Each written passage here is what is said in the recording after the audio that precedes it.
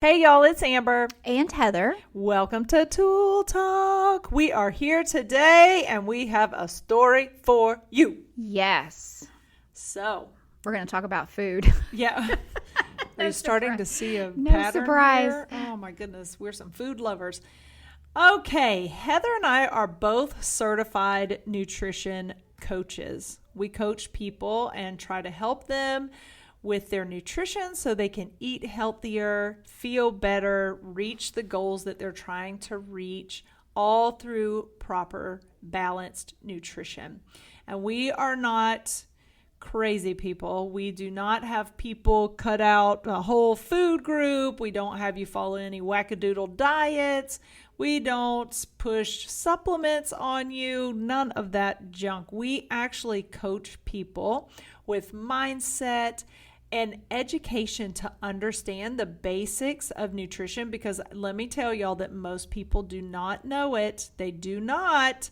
I've done this for far too long and I've heard all the things, and you guys need a little education on the nutrition, and it doesn't come from the people on Instagram and Facebook and TikTok who are fear-mongering everything out there. So don't come at me with all this crap about processed foods and seed oils and blah, blah, blah, blah. Cleanses. I don't want to hear, golly, don't you dare talk to me about a cleanse. So that stuff is way too far-fetched for most people y'all don't even have the basics yet. So let's stick to the basics. And we're going to share a story with you from someone that we were coaching. And we share this for education and because we do know that there are probably many people out there who feel this same way. And we want to give you a little bit of free coaching today in this aspect. So Heather, why don't you share the story?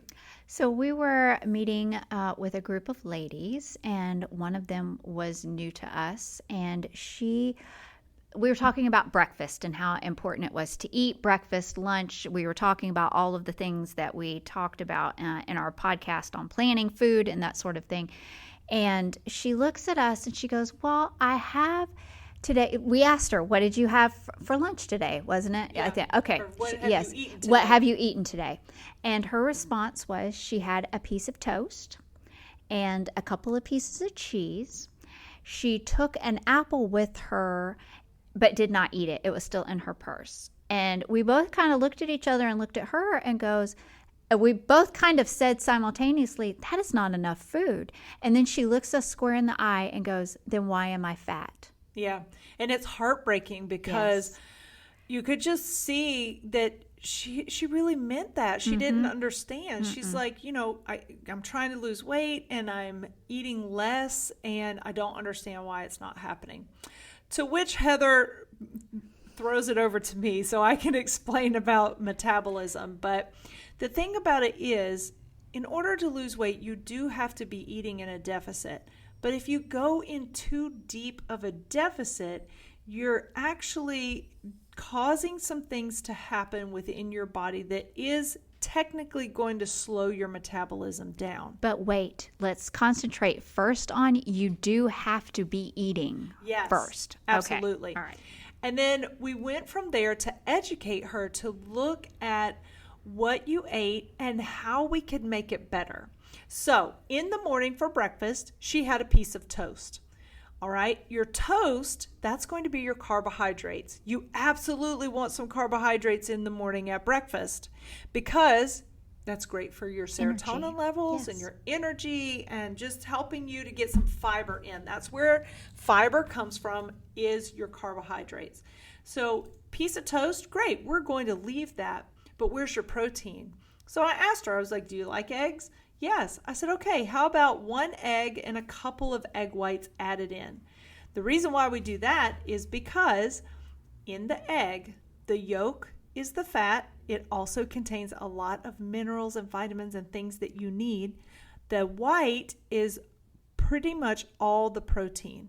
So You don't want to eat like 5 eggs to get 25 grams of protein in the morning, because that's also going to give you somewhere around about 30 grams of fat, which is a little high to have in one meal for most people. I'm just speaking generically for your general healthy population. So adding a couple of extra egg whites to your whole egg is going to up the protein without upping the fat.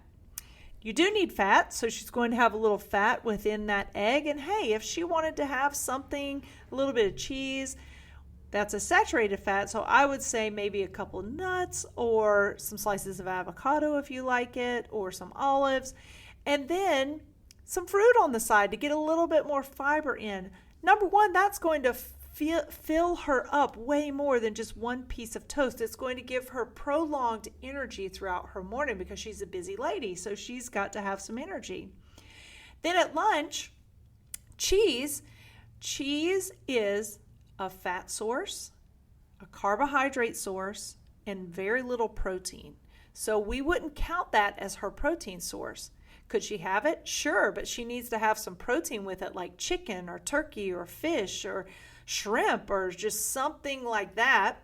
And then some veggies. Fill up that fiber. We got to get that in there. So whatever kind of veggies that she likes, and then she can also have some carbohydrates with that. Maybe a little rice, maybe a small amount of pasta, maybe some quinoa. Or you could put all of that in a wrap. Yes, so many things you could do. And then, of course, we started talking to her about dinner, and I said, my guess is you're having big time cravings at night, probably for something sugary. And she said, yes. And I'm like, that's because you're not eating enough throughout the day. Your body is like, give me something. So it's going to kick those cravings up. And I said, are you more likely to overeat at dinner? Yes, that can happen as well. She's starving. Yeah, she's starving because she's barely eaten anything. I mean, honestly, that was probably around 210 calories for the day. And I'm going to guess, I don't know, we didn't talk specifics with her. My guess is she probably needs to be somewhere around 2,200 calories a day. And she's only eating about 200. Here's the thing. You, all of us, have something called our BMR, basal metabolic rate. This is the amount of calories that you burn if you do nothing. So if we put you on a table that was 98.6 degrees, so it's the same temperature as you should be, and you just lied there for 24 hours, your body is going to burn a number of calories just to keep you alive. Your heart has to beat, your lungs have to breathe, your brain has to function. So with the BMR, you have that number of calories that you're burning every day. If you go into a deep deficit, which it sounds like what this lady is probably doing, or if you eat in a deficit for a long time period, you've been dieting, and never took a dieting break, or haven't taken a dieting break in a while, your basal metabolic rate is going to lower. It's going to slow down because your body says, I'm not getting enough energy through food. I'm not getting enough gas in the tank. I'm not getting enough fuel. We need to conserve energy. So your body will start to speak to your brain, and your brain will cause you to move less. You'll want to sit more. Maybe you won't fidget as much. So it's slowing everything down, and it will lower your basal metabolic rate. Now, don't think that this means that you're broken, that your metabolism's slow, you can't get it there. No, there are so many ways that you can raise your metabolism. First off is to make sure you're eating enough calories. So if you've been in a deficit for a long time period, you do need to increase your caloric intake to somewhere around a maintenance level so your body can readjust to where it needs to be. Movement also is something that is going to raise your metabolism. So getting a daily walk in, doing your consistent fitness program, those are the things that are going to raise your metabolism. Also, getting plenty of sleep and lowering your stress levels, all of the things that we preach to you guys about your total health and wellness. We want that basal metabolic rate to stay humming along. So you don't want to stay in a deficit for too long, and you don't want to go into a really deep deficit like our lady is doing. All right, so let's answer her question as to why she is still overweight.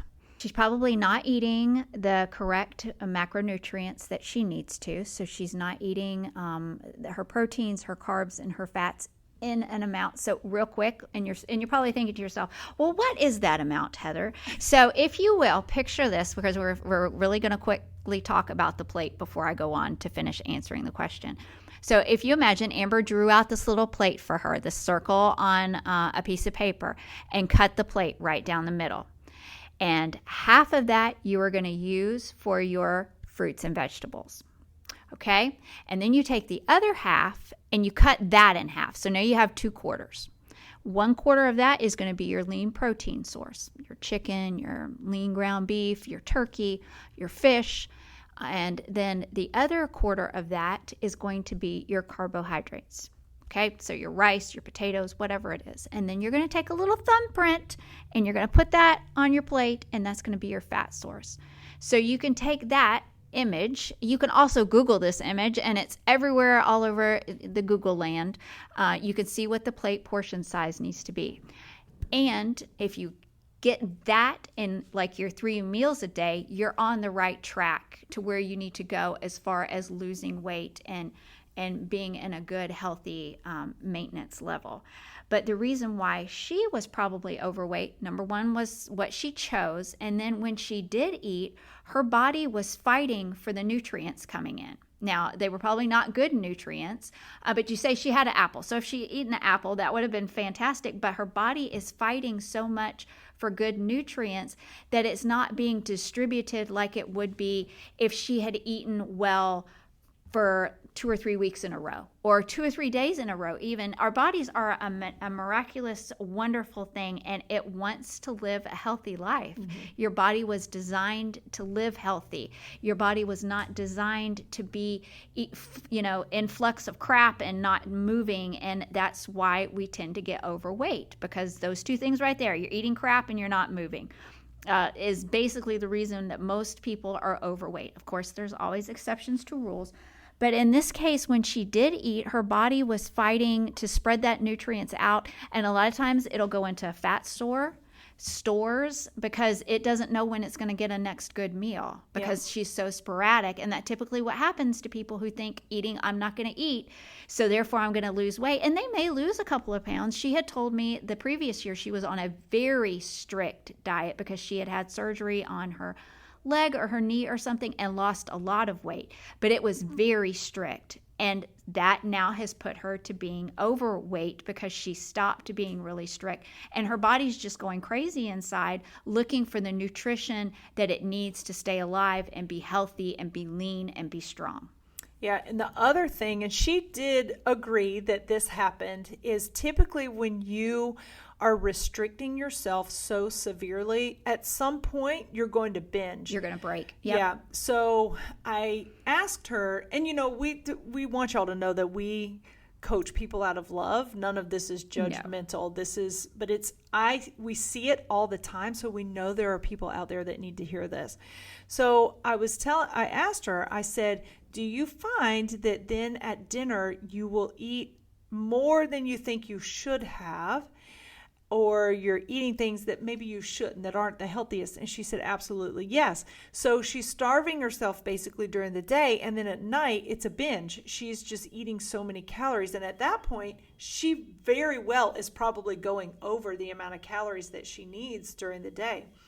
Because one of the things that you have to remember, you guys, our highly processed foods like cookies and baked goods and chips and ice cream and all of that the things stuff that taste really good. They taste good because food scientists have studied the bliss point. And that bliss point is the perfect amount of fat, sugar, and salt that makes you want to continue eating it. it's not that we're addicted to the food necessarily. It's that it tastes really good and it's hard to say no.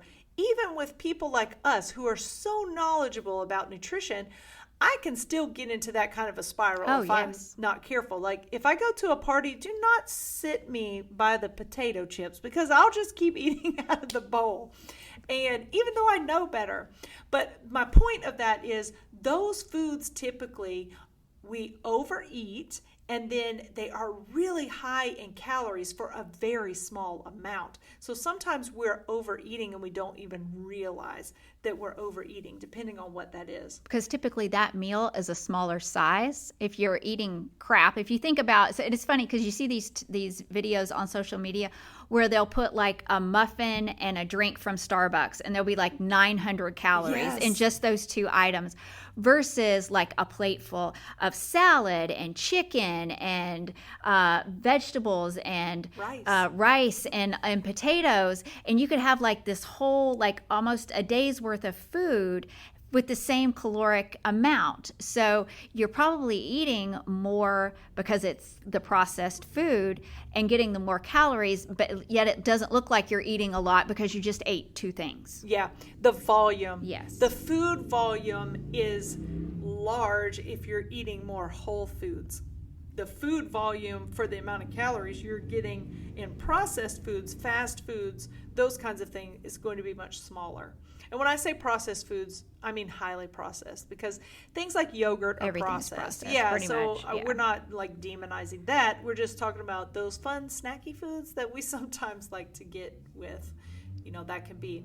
So the other thing too, and I want to make a comment about this because Heather shared that the woman had done a really strict diet and had lost a ton of weight. You have to remember too, you guys, that weight loss comes from three places: muscle, fat, and water. If you do a very restrictive diet and also you are not doing strength training, you are losing a larger amount of muscle mass, which means you are less metabolically active. So probably what happened with her is she lost some muscle mass during that time. Plus she was injured, so she couldn't work out, I think she mentioned that. Mm-hmm. Then your body, when you lose weight, is actually primed to gain fat. This is one of the many reasons why when you do a really strict diet or you've lost a lot of weight, it seems like it comes back on really fast and really easily. That's because your fat cells are like, yeah, baby, give it to me. I'm ready to fill back up. Because as adults, we have a set number of fat cells in our bodies. Your fat cells grow and shrink depending on what you're doing with your life, okay?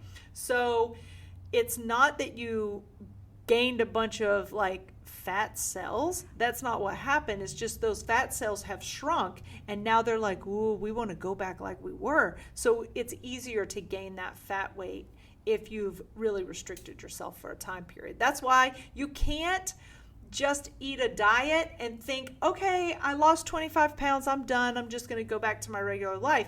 This has to become a lifestyle. It has to be something that you are consistent with because you're always going to be in that vicious cycle until you work on the mindset and the reasons why you maybe aren't making the best choices when it comes to your nutrition. Now, at this point, I really want Heather to share with you a little bit about her journey for weight loss. And it's a really great story, but we're going to save it till next time. We're going to put it in another podcast. So you want to make sure that you are ready to listen to that. Thank you for joining us today. We hope that you learned a little something. We hope that we gave you a little hope that if you are somebody on that path that you feel like you are eating well or you're not eating that much and you don't understand why you're not losing weight, maybe we gave you a little bit of information to help. And if you need deeper help, guess what? You can always contact us. We are here to coach you every step of the way. That's right. So just send us a message. Hope y'all are having a great day. See you next time. All right, like and subscribe.